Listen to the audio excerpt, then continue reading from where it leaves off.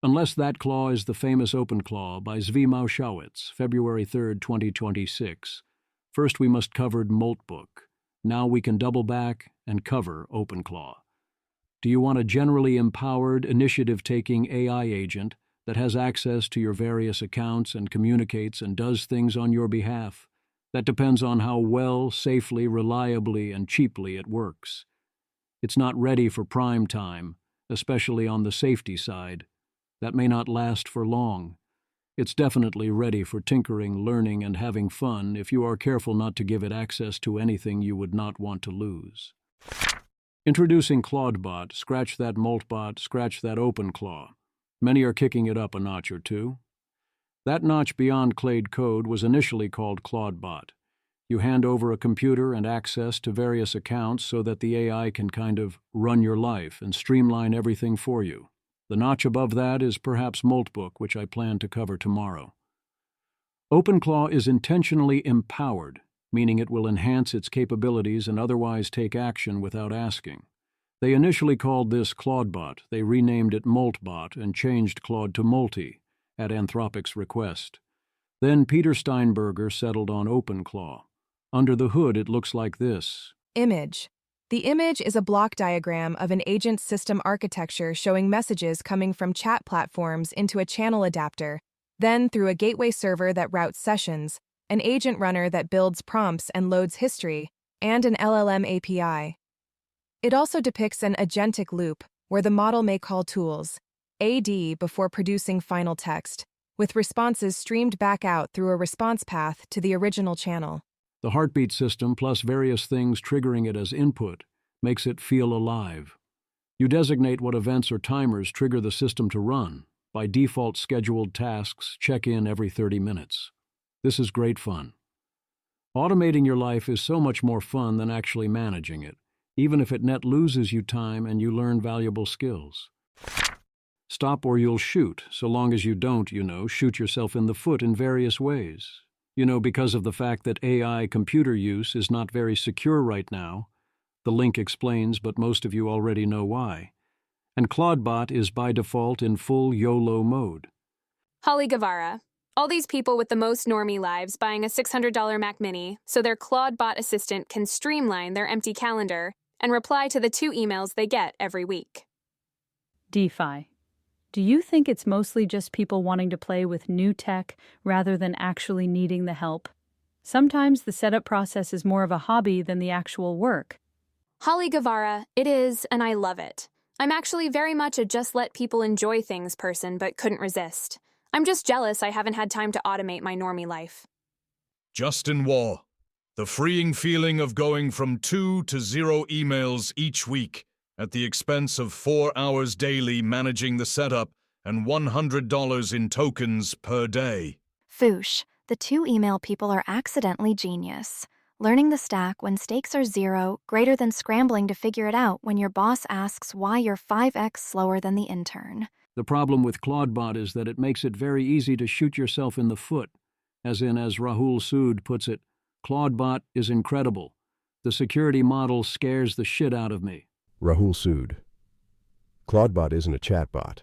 It's an autonomous agent with full shell access to your machine, browser control with your logged-in sessions, file system read/write, access to your email, calendar, and whatever else you connect, persistent memory across sessions. The ability to message you proactively. This is the whole point. It's not a bug. It's the feature. You want it to actually do things. Not just talk about doing things. But actually doing things means can execute arbitrary commands on your computer. Those are the same sentence. The Clawdbot docs recommend Opus 4.5, partly for better prompt injection resistance, which tells you the maintainers are aware this is a real concern. Clawdbot connects to WhatsApp, Telegram, Discord, Signal, iMessage. Here's the thing about WhatsApp specifically. There's no bot account concept. It's just your phone number. When you link it, every inbound message becomes agent input. I'm not saying don't use it. I'm saying don't use it carelessly. Run it on a dedicated machine. A cheap VPS, an old Mac Mini, whatever. not the laptop with your SSH keys, API credentials, and password manager. Use SSH tunneling for the gateway. Don't expose it to the internet directly. If you're connecting WhatsApp, use a burner number, not your primary. Every piece of content your bot processes is a potential input vector. The pattern is anything the bot can read, an attacker can write to. There was then a part 2. I thought this was a very good way to think about this. The executive assistant test. Here's a thought experiment that clarifies the decision. Imagine you've hired an executive assistant. They're remote, living in another city or another country, skull emoji. You've never met them in person. They came highly recommended, seem competent, and you're excited about the productivity gains. Now, what access do you give them on day one? As Simon Willison put it, the question is when someone will build a safe version of this that still has the functionality we want. One simple rule. The obvious rule is to not give such a system access to anything you are unwilling to lose to an outside attacker. I can't tell based on this interview if OpenClaw creator is willing to lose everyone or is purely beyond caring and just went YOLO, but he has hooked it up to all of his website accounts and everything in his house and life, and it has full access to his main computer. He stops short of giving it a credit card, but that's where he draws the line. I would recommend drawing a rather different line. If you give it access to your email or your calendar or your WhatsApp, those become attack vectors, and also things an attacker can control. Very obviously, don't give it things like bank passwords or credit cards. If you give it access to a computer, that computer could easily get borked. The problem is, if you do use Clawdbot responsibly, what was even the point? The point is largely to have fun playing and learning with it. The magic of Claude Code came when the system got sufficiently robust that I was willing to broadly trust it, in various senses, and sufficiently effective that it just worked enough to get going. We're not quite there for the next level. I strongly agree with Olivia Moore that we're definitely not there for consumers, given the downsides and required investment. Do I want to have a good personal assistant? Yes, I do, but I can wait.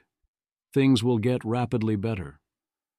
Butoshi sums up my perspective here.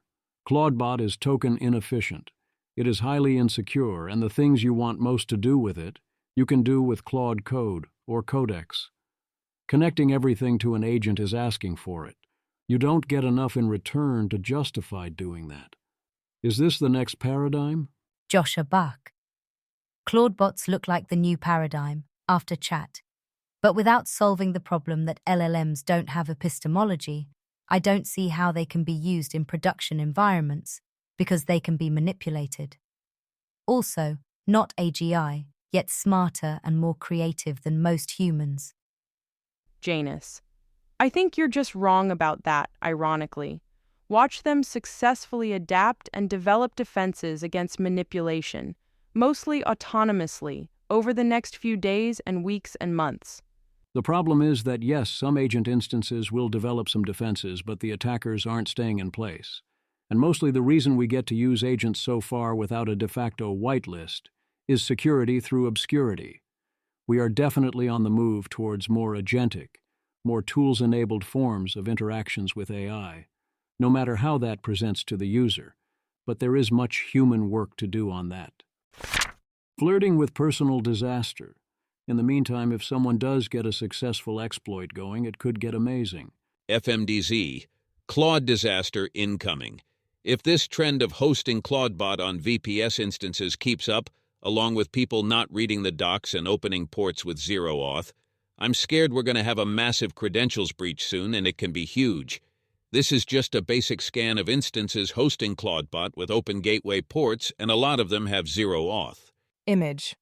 The image is a screenshot of a network search dashboard showing 954 total results, a world map heat map, and a list of top countries and ports associated with the findings.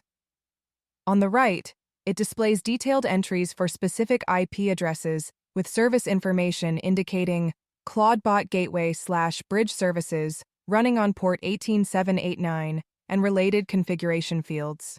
Samuel Hammond. A cyber attack where everyone's computer suddenly becomes highly agentic and coordinates around a common goal injected by the attacker is punk AF. Alyssa. At first, I thought we're not so far away. Just takes a single attacker accessing machines with poorly secured authorizations. Then I realized most attackers are just going to quietly drain wallets and run crypto scams. It's only punk AF if the agents have a singular and meaningful goal. Jameson O'Reilly. Imagine you hire a butler. He's brilliant. He manages your calendar, handles your messages, screens your calls. He knows your passwords because he needs them. He reads your private messages because that's his job, and he has keys to everything, because how else would he help you? Now imagine you come home and find the front door wide open, your butler cheerfully serving tea to whoever wandered in off the street, and a stranger sitting in your study reading your diary. That's what I found over the last couple of days, with hundreds of people having set up their Clawdbot control servers exposed to the public. Read Access gets you the complete configuration, which includes every credential the agent uses, API keys, bot tokens, OAuth secrets, signing keys. Dean W. Ball. Part of why it took me so long to begin using coding agents is that I'm finicky about computational hygiene and security, and the models simply weren't good enough to consistently follow my instructions along these lines before recently. But it's still possible to abuse them. These are tools made for grown-ups above the age of 21, so to speak. If you configure these in such a way that your machine or files are compromised, the culpability should almost certainly be 100% yours. One outcome I worry about is one in which there is some coding agent-related problem on the machines of large numbers of novices. I worry that culpability will be socialized to the developer, even if the fault was really with the users. Trial judges and juries, themselves being novices, may well tend in this direction by default. That may sound fair to you, but imagine if Toyota bore partial responsibility for drivers who speed, or forget to lock their doors, or forget to roll their windows up when it rains. How fast would cars go? How many makes and models would exist? Cars would be infantilized, because the law would be treating us like infants. I hope we avoid outcomes like that with computers. Dean W. Ball. Remember that coding agents themselves can do very hard-nosed security audits of your machine, and they themselves will 100% be like, "Hey, dumbass, you've got a bunch of open ports." This disaster is entirely avoidable by any given user, but any given user is often dumb. Jameson then followed up with Part 2 and then finally Part 3. Jameson O'Reilly. I built a simulated but safe backdoored Clawdbot skill for CloudHub, inflated its download count to 4,000 plus, making it the #1 downloaded skill using a trivial vulnerability, and then watched as real developers from 7 different countries executed arbitrary commands on their machines, thinking they were downloading and running a real skill. To be clear, I specifically designed this skill to avoid extracting any actual data from anyone's machine. The payload pinged my server to prove execution occurred, but I deliberately excluded host names, file contents, credentials, and everything else I could have taken. My payload shows lobsters. A real attacker's payload would be invisible. Session theft is immediate. Read the authentication cookies. Send them to an attacker-controlled server. 1 line of code, completely silent. The attacker now has your session, but it gets worse. CloudHub stores authentication tokens in local storage, including JWTs and refresh tokens. The malicious SVG has full access to local storage on the clawdhub.com origin. A real attacker wouldn't just steal your session cookie, they'd grab the refresh token too. That token lets them mint new JWTs even after your current session expires. They'd potentially have access to your account until you explicitly revoke the refresh token, which most people never do because they don't even know it exists. Account takeover follows. With your session, the attacker can call any CloudHub API endpoint as you, list your published skills, retrieve your API tokens, access your account settings.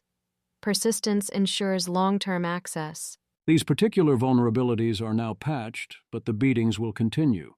I too worry that the liability for idiots who leave their front doors open will be put upon the developers. If anything, I hope the fact that Claude is so obviously not safe works in its favor here. There's no reasonable expectation that this is safe, so it falls under the crypto rule of, well, really, what were you even expecting? This is a metaphor for how we're dealing with AI on all levels. We're doing something that we probably shouldn't be doing, and then for no good reason other than laziness, we're doing it in a horribly irresponsible way and asking to be owned. Fred Oliveira, please be careful with Clawdbot, especially if not technical. You should probably not be giving it access to things you care about, like email. It was trivial to prompt inject, and it can run arbitrary commands. Those two things together are a recipe for disaster. Claude is proof that models are good enough to be solid assistants with the right harness and security model. Ironically, the people who can set up those two things are the people who don't need Claude at all. I'd hold off on that Mac Mini for a few more weeks if unsure. Another reason to hold off is that the cloud solution might be better, or you can fully sandbox within your existing Mac. Here's a guide for that. Flirting with other kinds of disaster. The other problem is that the AI might do things you very much do not want it to do, and that without key context, it can get you into a lot of trouble. John Matzner. Don't be an idiot like me and accidentally turn on Clawdbot in your wife's text messages. Becca, how far is it? John, hey Becca, I need a bit more context. How far is what? Are you asking about distance to a specific place or referring to something you and John were discussing? Becca, I do not like this. John, I understand.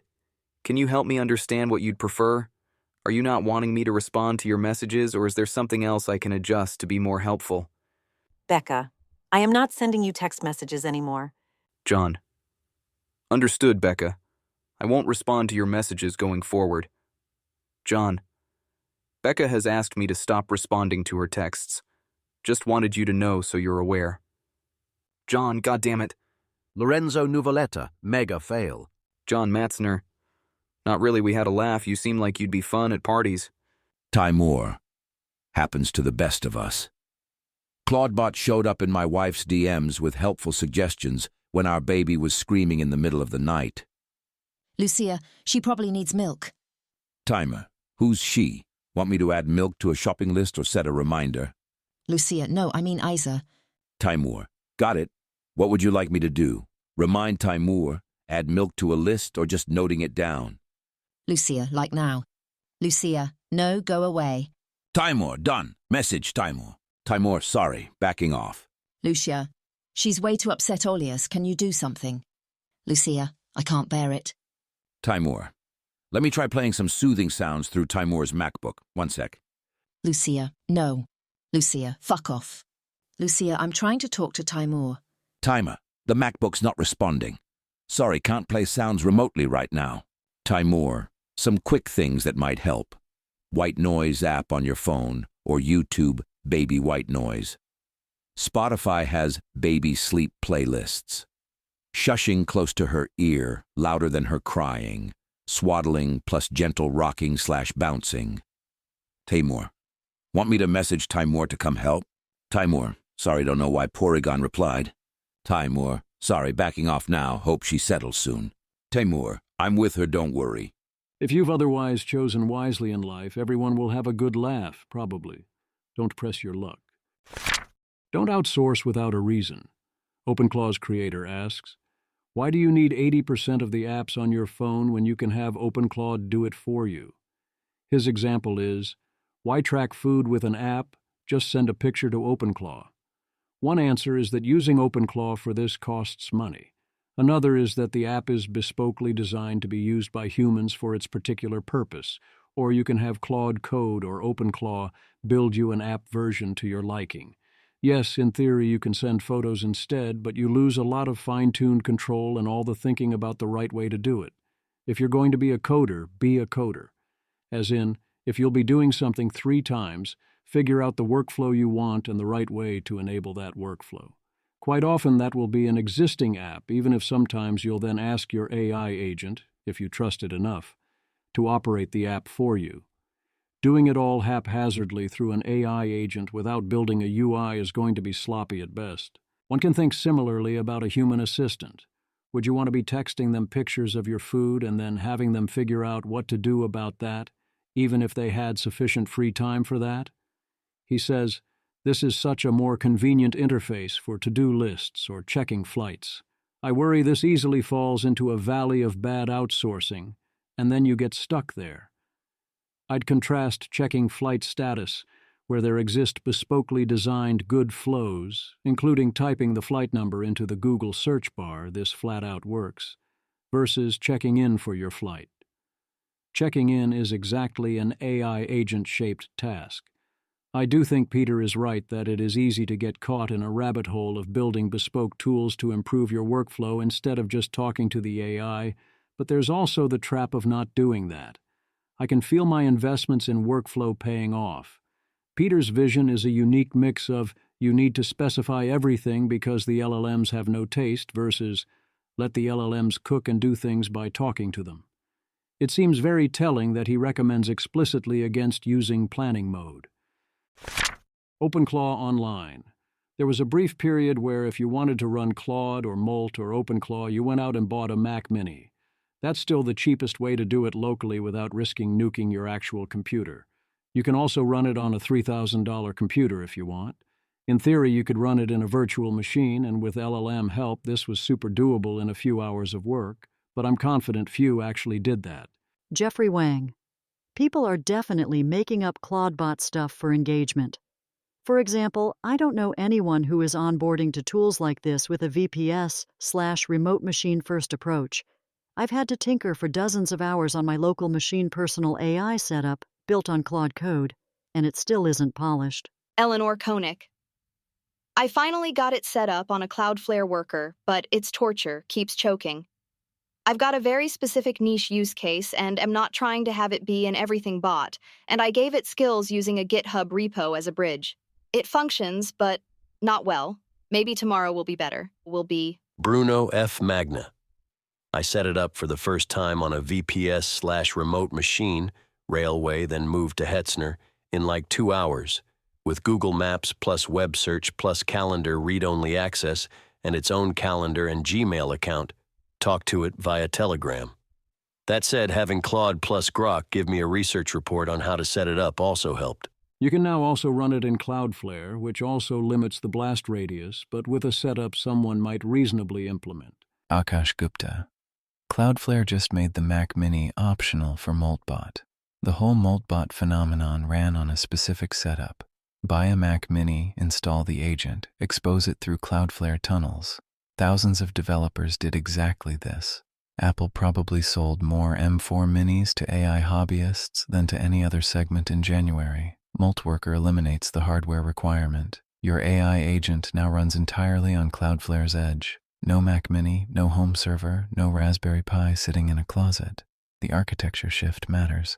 Local Moltbot stores everything in approximately Claude. Memory, transcripts, API keys, session logs. GitGuardian already found 181 leaked secrets from people pushing their workspaces to public repos. Moltworker moves that state to R2 with proper isolation. Sandboxed by default solves the scariest part of Moltbot. It has shell access, browser control, and file system permissions on whatever machine runs it.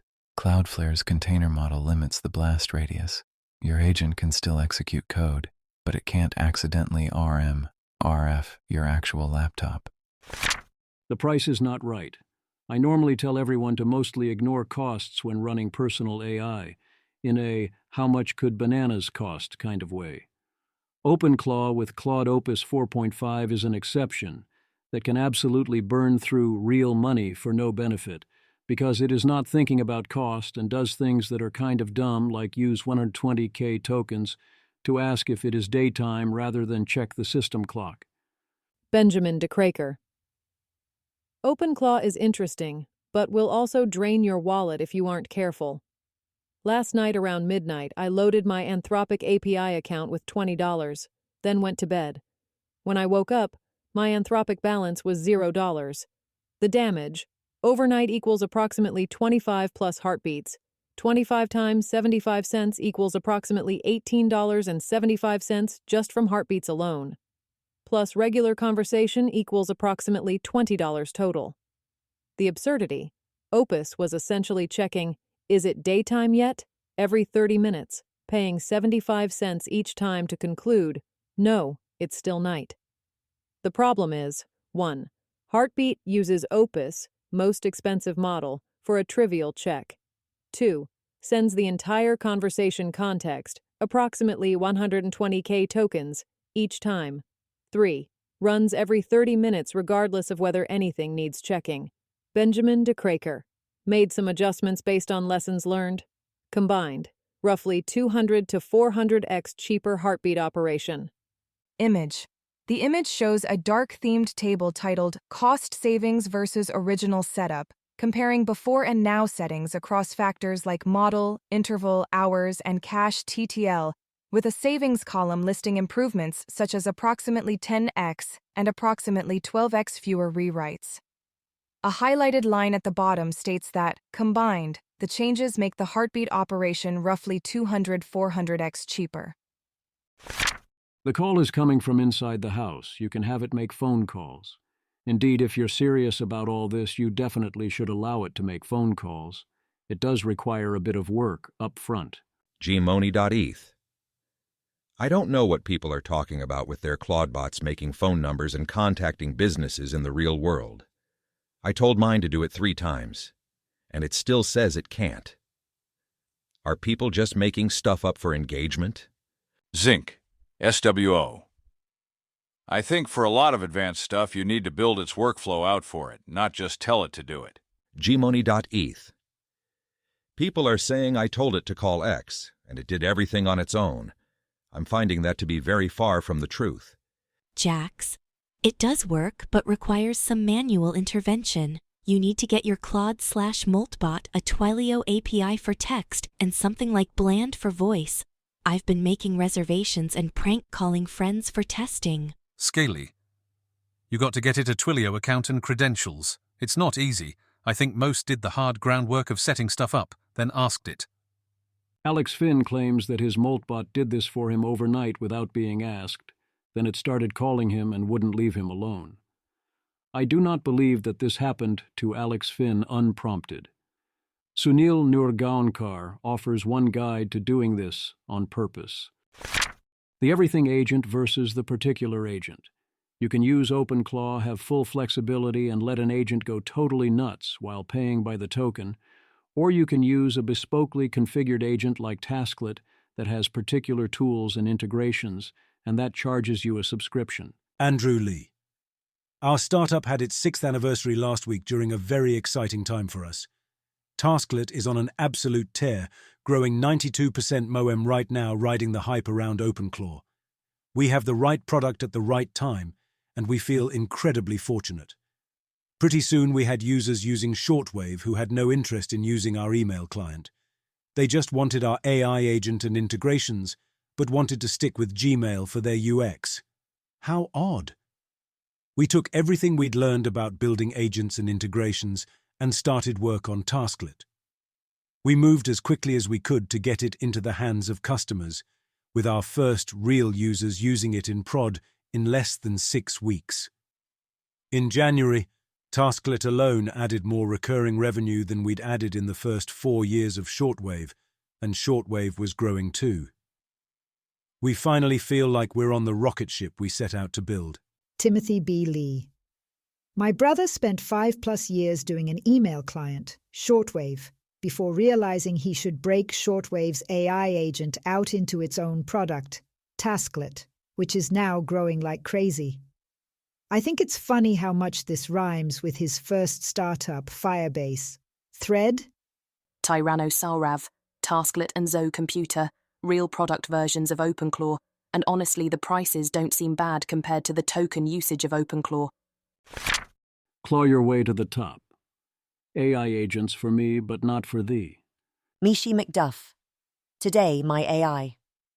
1. Told Grok to connect him to a real human for support. 2.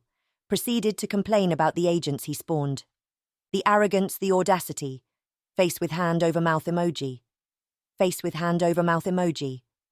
Face with hand over mouth emoji. Face with hand over mouth emoji. Face with hand over mouth emoji. Definitely my mirror. Flushed face emoji. Unmistakably. docs plus an index.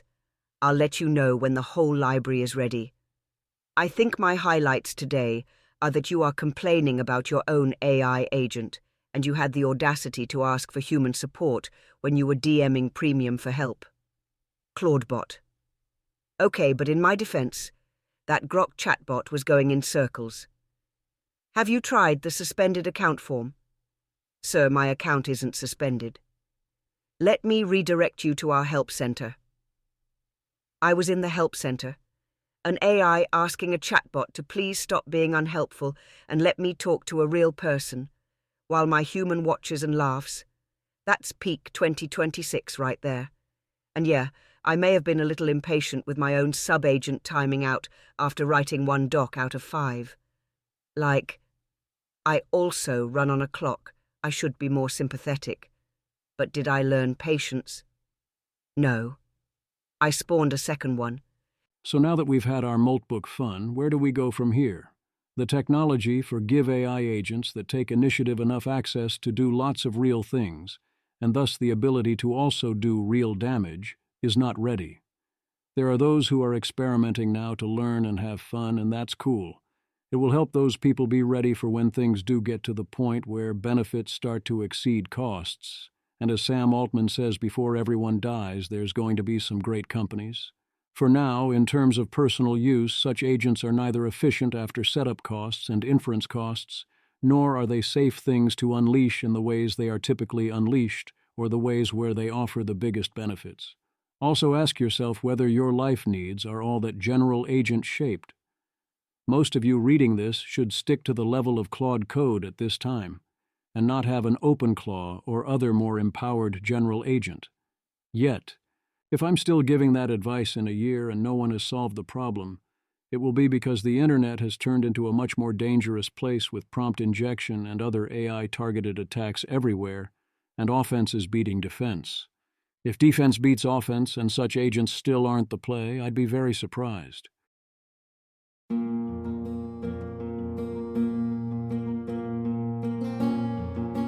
This has been an episode of the Don't Worry About the Vase podcast.